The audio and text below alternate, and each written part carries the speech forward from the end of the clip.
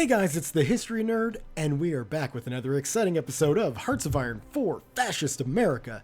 Where we last left off, we had conquered the deplorable Haitians, who were definitely challenging our freedom, and now we're going after the Dominican Republic for also challenging our freedom.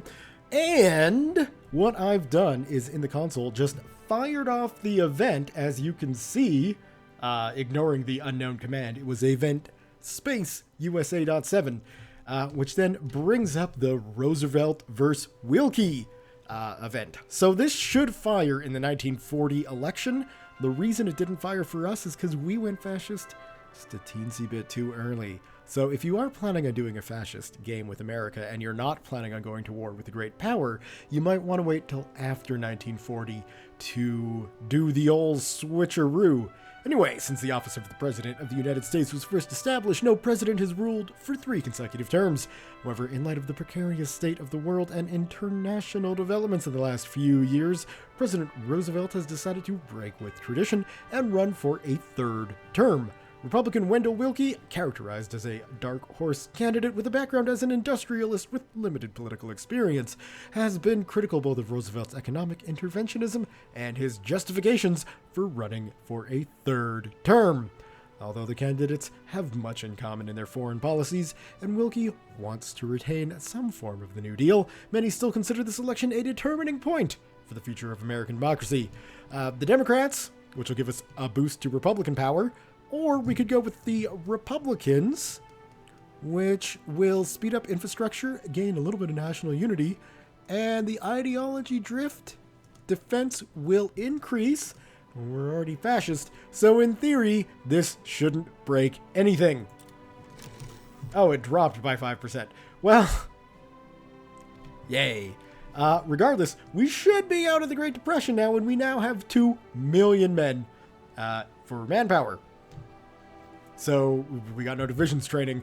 That's fine and dandy. We can fix that soon enough. In fact, we should probably fix that sooner than later. I guess we're going to need to swap those guys out. That's going to cost freaking 25?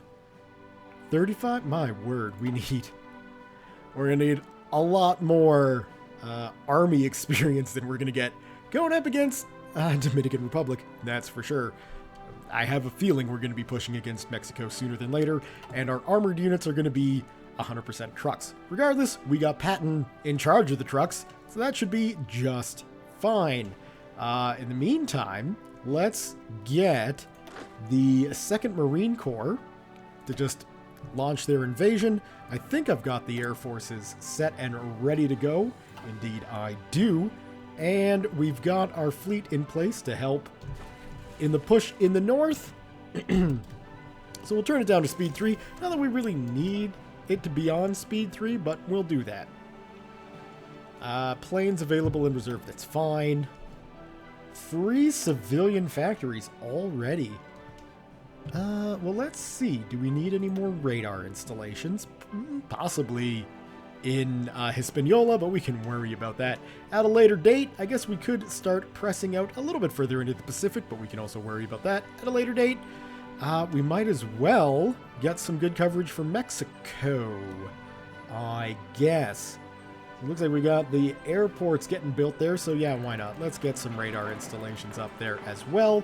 It'll be a nice fortified border for us, and we still have civilian factories to worry about. In that case, we will snag a couple more. 1, 2, 3, 4, 5 military factories. Beauty. I guess what I could do is start training some armored divisions. Let's see, how much is it going to cost to add more? 5, 10, 15. I hope we can get 15 against the Dominican Republic, so then we can have 2 stacks of tanky units in there. Because that'll be good. Why aren't we marching? Have I not declared war? Oh! That's why. Conquer, call allies, send. Beautiful, okay. There we go. Now then, what we can also do is go to Venezuela, our friends in fascism, Obviously, they're going to come in, and so we can start a lend-lease, and we can start sending them some fighters. In fact, we will send them 500 Warhawks. Once, can I just type this in? Oh my god. Yay! There you go. Welcome to the Venezuelan Air Force. I hope you have fun. Well, I'm glad we moved that 3rd regiment or division up to the north. And of course, this is coming along just fine. No questions asked. So the war against the Dominican, I mean, heck, we might finish this war before our planes even start bombing.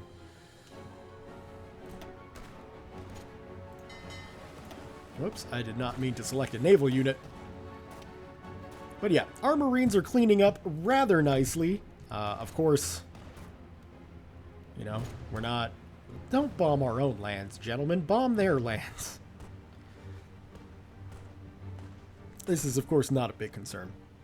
It looks like if we could just get off our butts, we would get the capital relatively quickly. It looks like we're the arsenal of democracy, which is absolutely wonderful news. What are we going to need more of? This is, I guess, well, where's our tower? Tactical bomber. Tactical bombers. Let's try and say that correctly. I don't know what to dump more production into. So I think tactical bombers, you know? Oh, I see. Well then, in that case, we should probably also get some carrier fighters, because that'll swap over to regular fighters in the future. Let's see, we've got some... How many dockyards? 2. Well, then we might as well dump that into submarine production. Are you retreating into my lands? Hartle, I appreciate this may be... Well, I guess you're doing okay, but it certainly does seem odd, the routes you're taking. Why have we... did we lose trade with England? Is this a thing that happened? Do we not have trade deals with you anymore? I mean, we're still friendly, but being short 20 aluminium seems... Sorry, aluminum seems shocking. Canada has... We could just get all our freaking aluminum from Canada. Well, that's only 23, and what do we need? 20. I don't know. Screw it, we'll go with Italy. There we go. And then we also need rubber, which definitely has to be the United Kingdom, which is fine. And more free military factories. I guess with the capturing of what's-its-face out here, that does make sense, so let's dump that into that. And I should probably... Well, we'll wait. We'll wait out what's going on in the Dominican Republic to get our military factories sorted properly. Speaking of, take the Dominican Republic, end that turn, and done. Yay, okay, so we will have this group stop your maneuvering, and you guys can garrison this area as well. There we go. Lovely. We should also get some garrison brigades going, because they do have the military police, so that would be good. I imagine we'll probably need, I don't know, about 8 for Cuba and maybe another 4 for Hispaniola. So if I do the math in my head correctly, and, you know, I'm not a mathematician, but I think I can handle 8 plus 4 for a total of 12.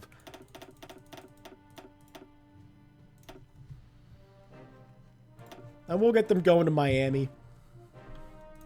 That seems like a good spot for them. You are probably done training, and oh, good.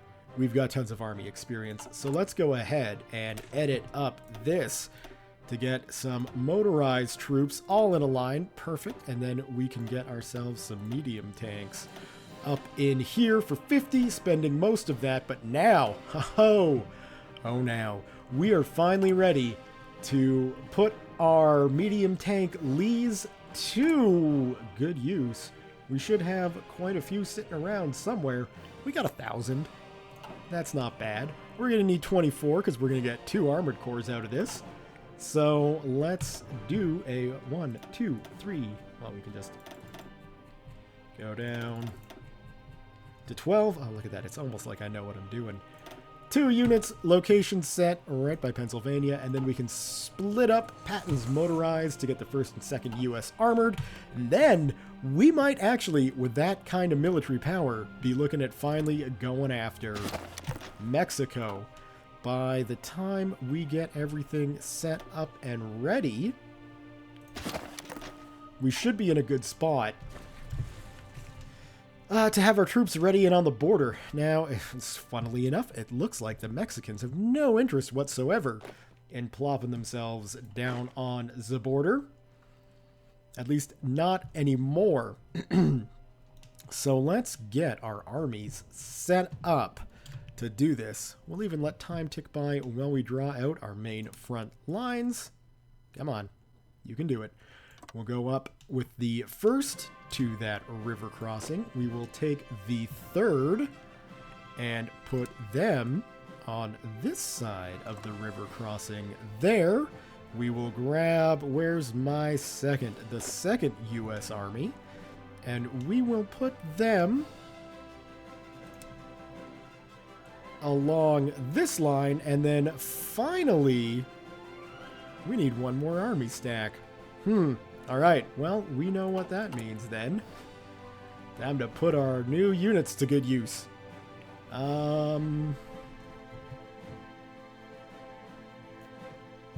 Yeah. I feel like we probably do need to do that. You guys will deploy to San Diego, and we will definitely get 1, 2, 3, 4, 5, 6, 7, 8, 9, 10, 11, 12. Perfect. And we need a national focus. We do have that extra research slot, so that's great. So why don't we go for the Manhattan Project and get ourselves some bonus to nuclear technology, because we're going to be needing nuclear tech sooner than later. Of course, we could always instead go for... You guys are moving, right? It doesn't... Because it doesn't seem like you is, but you are. Good. Good, good, good. Okay. So we'll get all those guys in position. We've got our airports coming along relatively nicely. I think California is set, so they can get the first groupings here. Only 225 flying fortresses, huh? Okay. Well, we can get 1,000 Warhawks over in California, and then we can go ahead and get, what, 700? 7, 8, 9, 10. Perfect.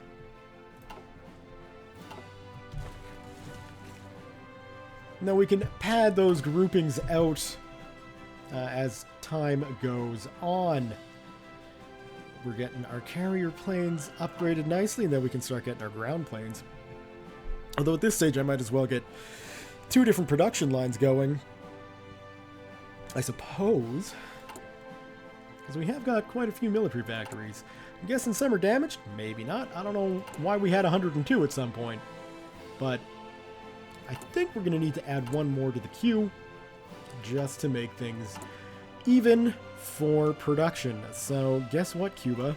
You get a new factory. That's pretty exciting. We can send the Gulf Squadron home. Or the Gulf Fleet. Caribbean Fleet. Let's get the names right. Ah, yes. Well, that definitely got Mexico's attention. Or perhaps they were on the border and we just had no idea. Either way, things are starting to definitely heat up along here. Now, unfortunately, there's no espionage system, so I can't really see if we're going to be in a good position to go up against the Mexican army, but I have a feeling we will be, especially once we get the 2 armored groups ready to go. And then the question becomes, well, where are we going to use our armored groups? Because if we take a look at the geography of Mexico, we can see that there are a massive amount of mountains in the middle of the entire country that you don't necessarily want tanks fighting in. So theoretically what we will be doing is sending the tanks down along the edges, or the coastline, relatively flat area, well, in theory, we'll be pushing with our infantry up through the tough bits. We don't have any Alpine forces, but to be quite honest, I don't think we need them. What we've got is numbers, so we should be able to crush the Mexicans that way. We can also do a nice little two-pronged invasion if we get the 1st and 2nd Marine Corps coming in through the Yucatan place here, the Yucatan Peninsula. We can, sneak into Mexico City. Hopefully, well, the main army comes in from the north. Sort of a two-front strike, which will be good. Now remember, the plan is not to capture any Mexican territory whatsoever. We are spreading the joys of true freedom, because that's Elf's way. We've got our definition of freedom, and you may not necessarily agree with our definition of freedom, but you know what? We're bringing it to you anyway. Let's go ahead and get some assembly line production, because I'm sure that'll be nice to get. So yeah, we're going to puppet Mexico. And then hopefully give them, a little bit of Guatemala, Honduras, El Salvador, and Nicaragua. Obviously, we're going to get Panama, maybe Costa Rica. And then we'll probably get Venezuela, a little bit of Colombia. In fact, we might as well get Venezuela, all of Colombia. Why not? Now, the question, or one of the questions in the comments was, hey, can we snag these colonies now that the French and I believe the Dutch have capitulated? Let's see. It's certainly, well, we know the French have. So let's take a look. What would it take for us to get this land? Now, we'd obviously have to declare war on them. We don't have a justification. And taking a look at it, they're still technically allied with the Allies. So going for these colonies would very likely, in fact, I'd almost guarantee that it would bring us into the war against the Allies. Now, I'm not ready to do that. A lot of you guys are probably saying, come on, history nerd. You got the fleet, you got the military, you're totally ready to go on after the Allies, especially since they're having a rough time of it against the Axis. And that's true. They are having a rough time of it against the Axis. But I don't know. I don't think that we're really in a strong position to do it. Now, once we puppet Mexico and get them into ALF, would the Mexican and the Free American armies be enough to go after the Allies? Possibly. In that case, we would definitely be looking at giving this land to Venezuela over here, perhaps making them a nice, strong northern bloc to counter mainly Brazil.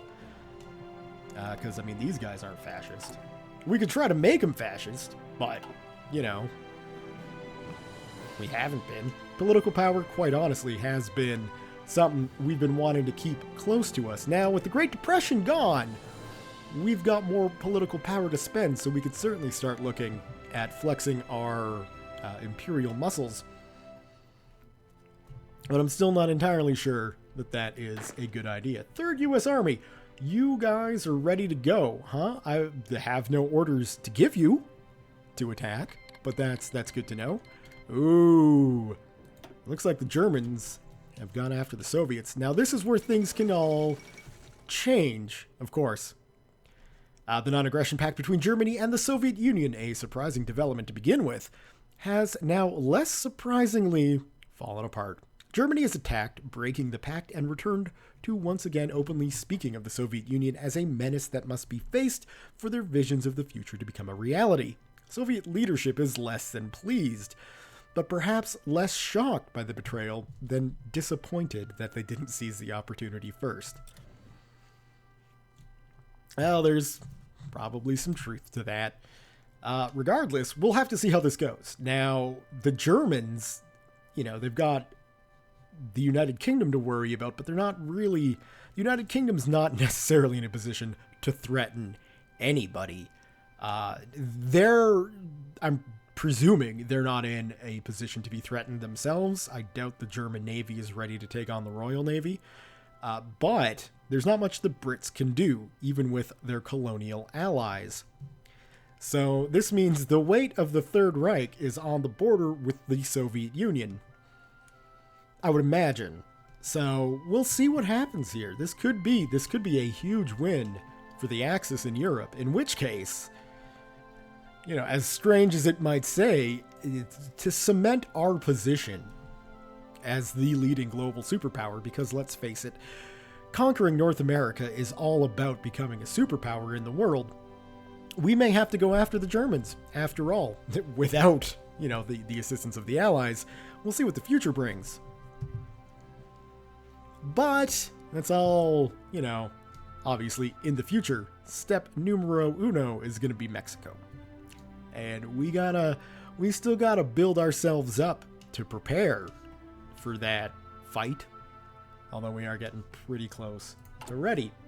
If we take a look at our garrisons, I would bet these guys can just deploy, because we're really not going to be worried. 2, 3, 4. So we can get you guys going here.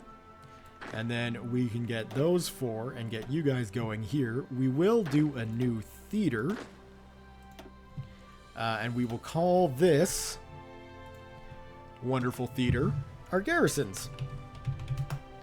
It doesn't matter where they are. We can even set them to a low priority resupply. They're really just going to be here.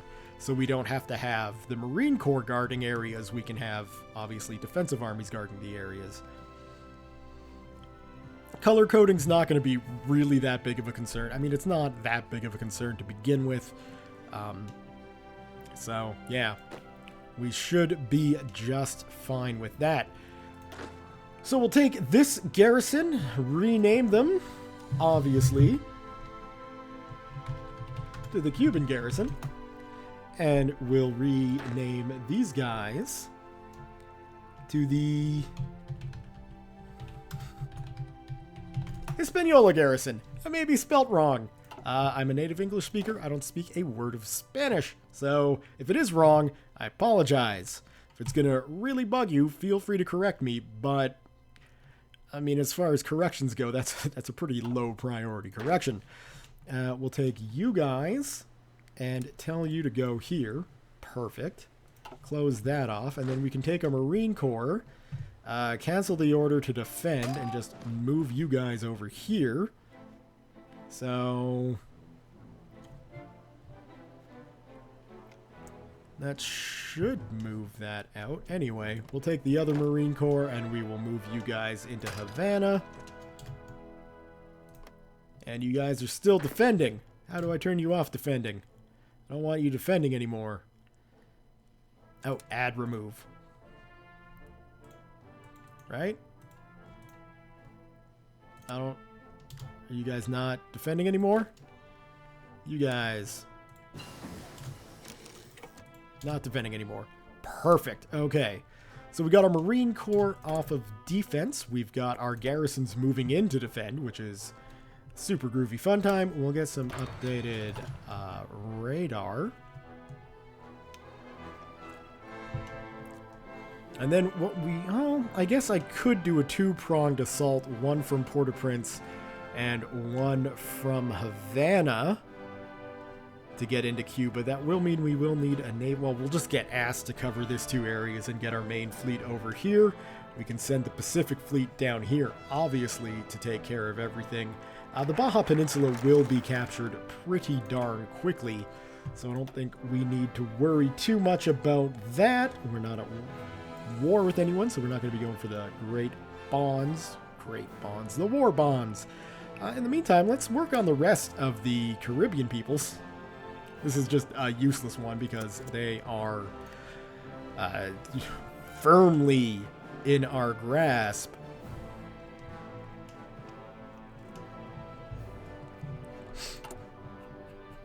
And we could just deploy those guys in and start getting them. We'll put them in position and then start getting them trained. Mechanized equipment. Okay, well, that is good. What is it? Are we over? We're nowhere near 42, so let's not even try to upgrade the infantry weapons just yet. Anything else? No, not really. You know what we probably should look at is a little bit of doctrine. Let's get that then. because we could probably use it. We are going to be going up against a relatively good army compared to, I mean, I don't want to say trash, because that brings in connotations that I just don't want to bring in. But, you know, we're not worried about things. Well, or at least we weren't with the Cubans and the Haitians and the Dominican Republicans. But Mexico's going to be a tougher fight. More free dockyards. So those were the cruisers done. So now I've got to figure out what kind of escorts we're going to need. So we got our light cruisers, which means we could probably pull the older light cruisers out. How's the Caribbean fleet looking for cruisers? Actually, pretty modern. I don't think I want to slap in outdated cruisers there. So we'll leave the older lights with the Atlantic fleet for now. But really what we need is a metric butt ton. Sorry, we should probably be using American measurements. We need an imperial butt ton of destroyers. So let's get those going. I think what we'll probably want is like 20 of these. How bad is our ship research? Yeah, we could do definitely to get some updated cruisers and destroyers. But then that feels like we should just wait. You know what I mean? Like, we should just wait till 44.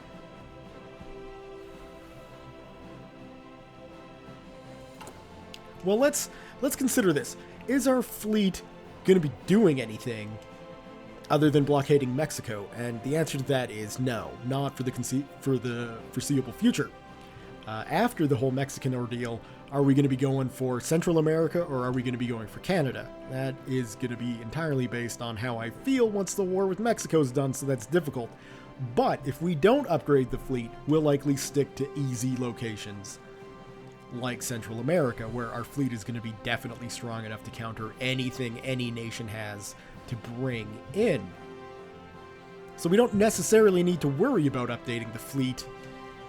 So what we could focus on then is production of more capital ships. Now that seems crazy, because we don't really need more capital ships. Like, we've got 8 battleships in the Atlantic fleet, we've got another 8 battleships in the Pacific fleet, and then we've got, what have we got here? 3 battleships in the Caribbean fleet. So really what we could use in the Caribbean fleet is a Virginia class. So let's get that going. And we might as well do 2, because why not? So in that case, what we'll probably want to do, we'll pull those 2 out. What we'll do is we'll also do a Virginia.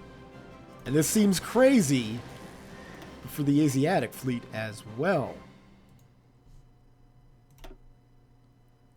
Yeah. Yes, let's do that. Okay, well, we're keeping in mind of fleets. You can see we've got 10 upgraded submarines. So let's create a new fleet. We're on 1, 2, 3, 4, 5, 6, 7, 8, 9, 10. Did I screw up? You're all crappy class 1s. Okay. We will send you, I don't know where, maybe to the Panama Canal for now. And then we'll take you and send you into Philly to join ASS.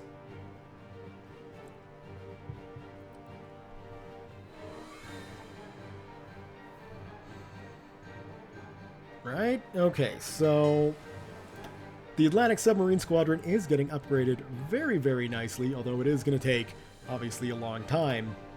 But we'll get there eventually. How are tanks looking? We could definitely do with more goods. How many are we are producing 8 a day, 8 3/4 a day. But we could definitely pump that up higher. Although we are also going to need to start getting a production line going for the mechanized groups as well. We got enough army experience. I might make that swap now. All right. Well, because we're producing tanks, let's get a tank designer going. We got Marmon Harrington for mobile tank designer, getting us a boost to max speed and reliability. We got our heavy tank destroyer giving us armor and hard attack. We got Chrysler giving us reliability and soft attack.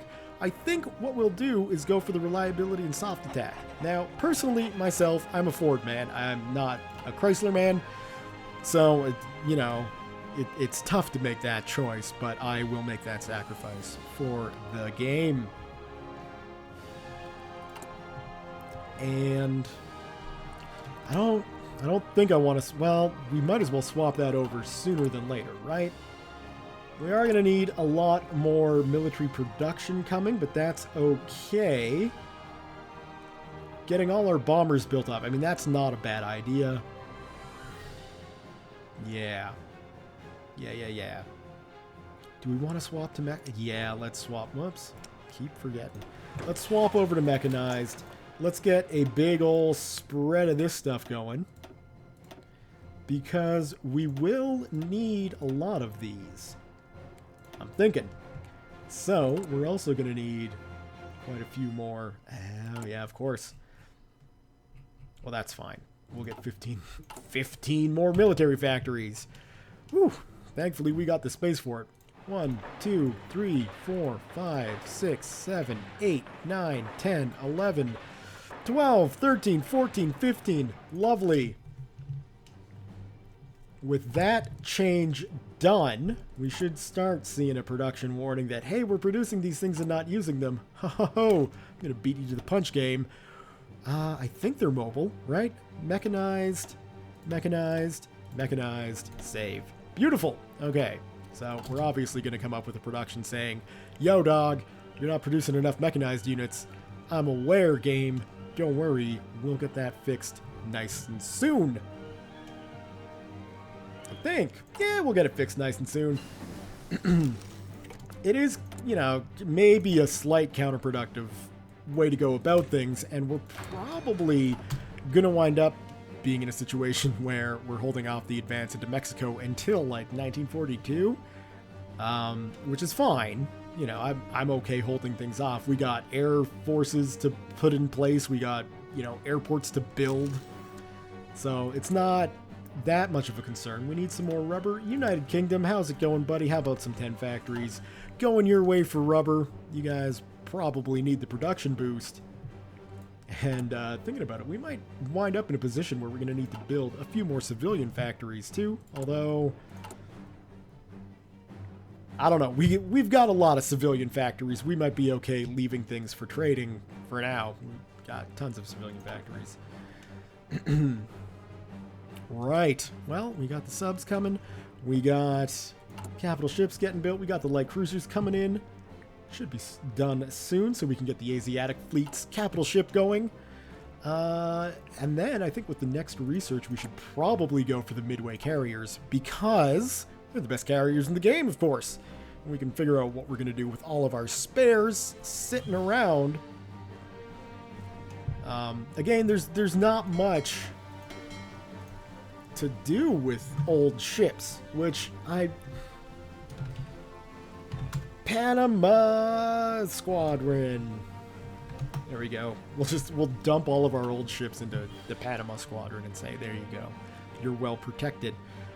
In fact, we could probably use the Panama Squadron to secure the Caribbean or even the Gulf up there so we can have a better fleet concentration against Mexican ports. Although I guess they do have a port over here, which will probably take relatively quickly with the Marine Corps. But, you know, that's fine. And what I should do while I'm thinking about this is get you guys planning your naval invasions right away. So, let's see. We'll probably...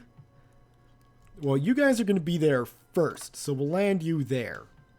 And then we'll take this Marine Corps. and do a naval invasion from Port-au-Prince. What popped up? Why? Battle plans with no units assigned. Well, we'll get there, game. Don't worry.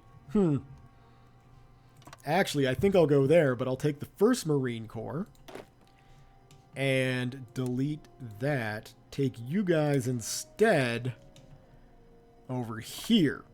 There we go. That'll be good.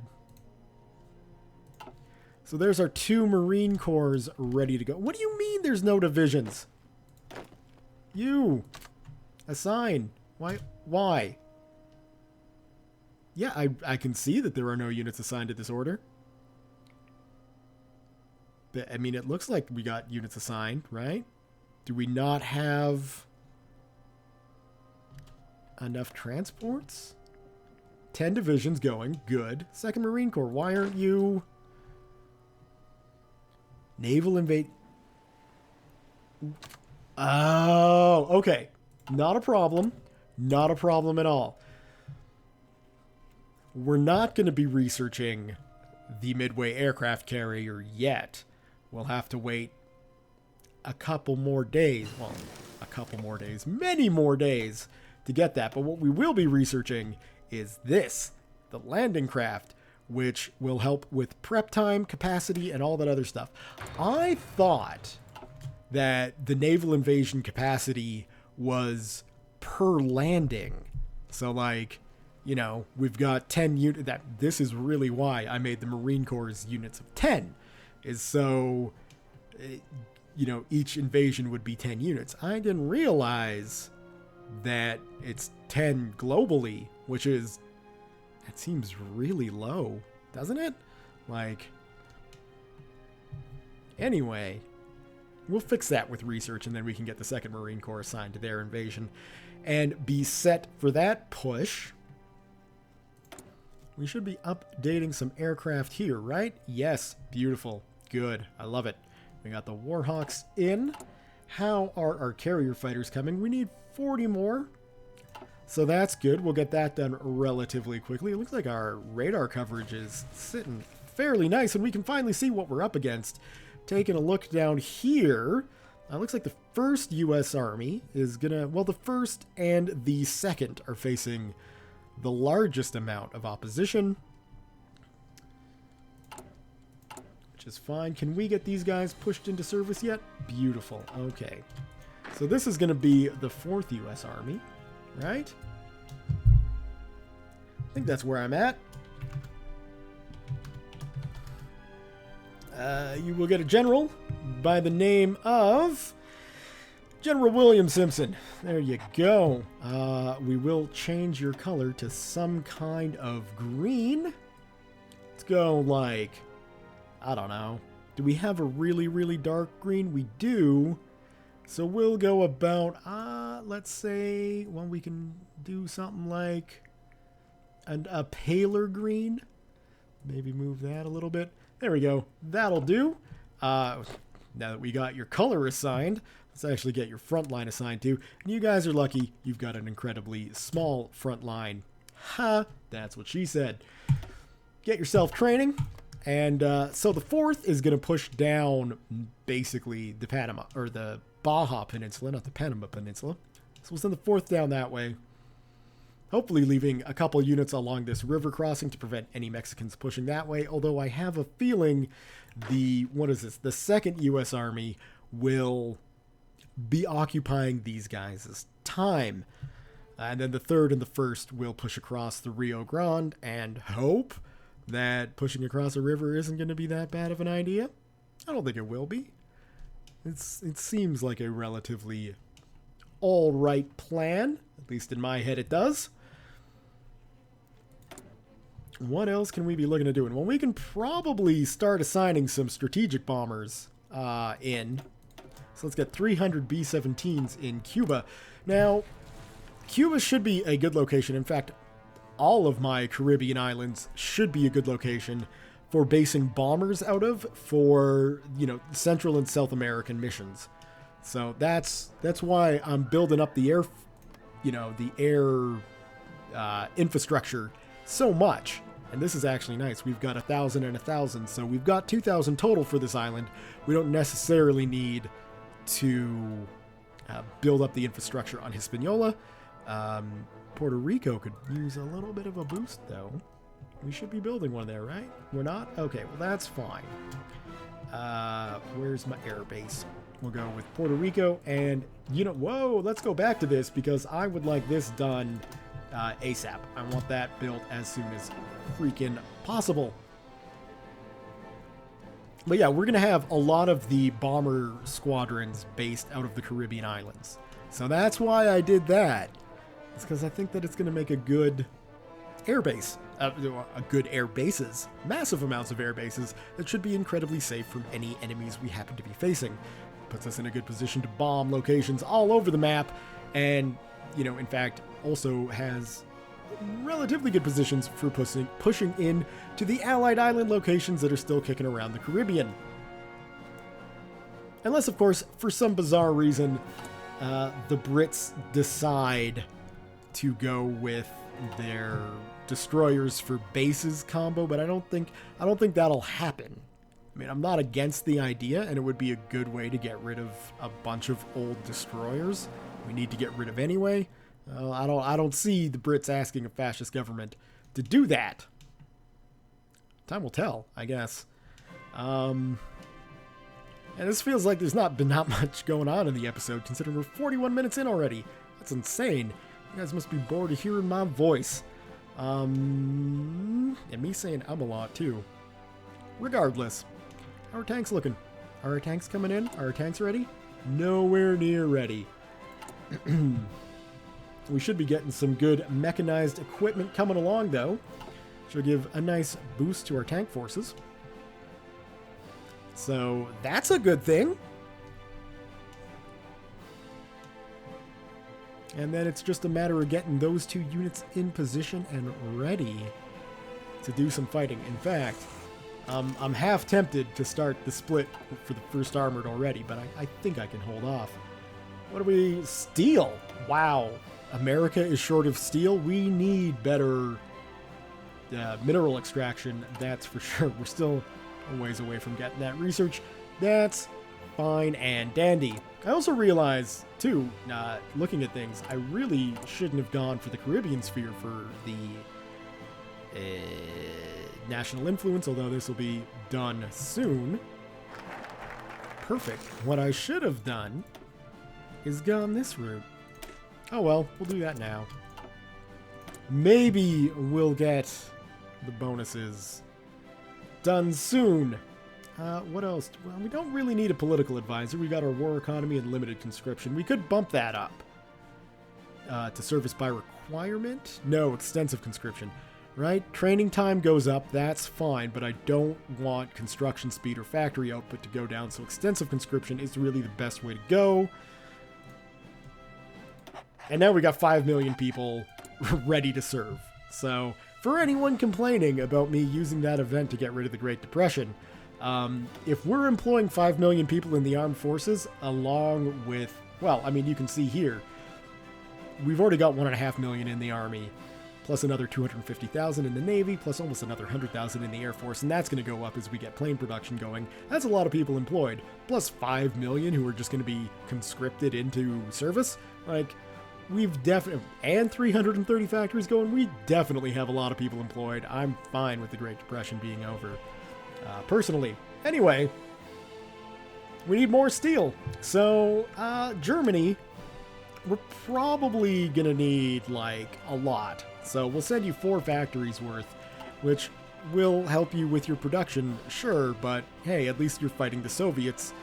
I'm okay, ideologically, with the Germans going after the Soviet Union.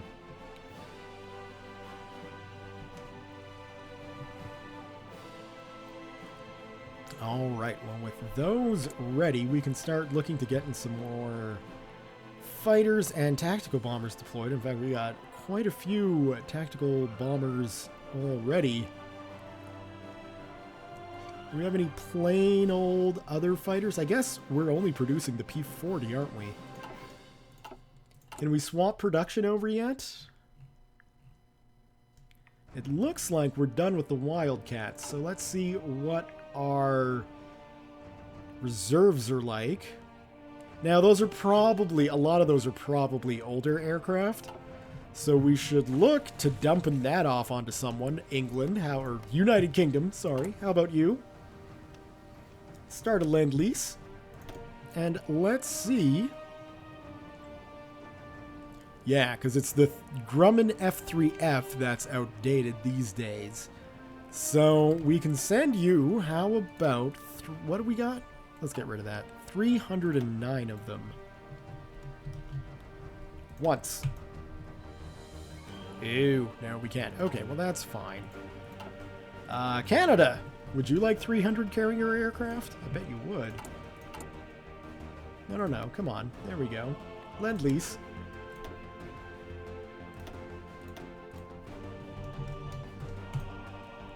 There you go. Well, I mean, in that case, we might as well add the 9th in there, right? Like, there you go. 309 fighter aircraft. All yours. It would be nice now if I could also go and say, hey, Canada, so we gave you 300 carrier aircraft. How would you like a couple of aircraft carriers? And send them, you know, the Wasp and the Saratoga and the Lexington. Unfortunately, such things are not possible. So we're stuck with the way things is. And that's okay. But at least with that done, we can take a look at our carrier aircraft and see that we don't have that many around. And we're still using some? We should be building up here.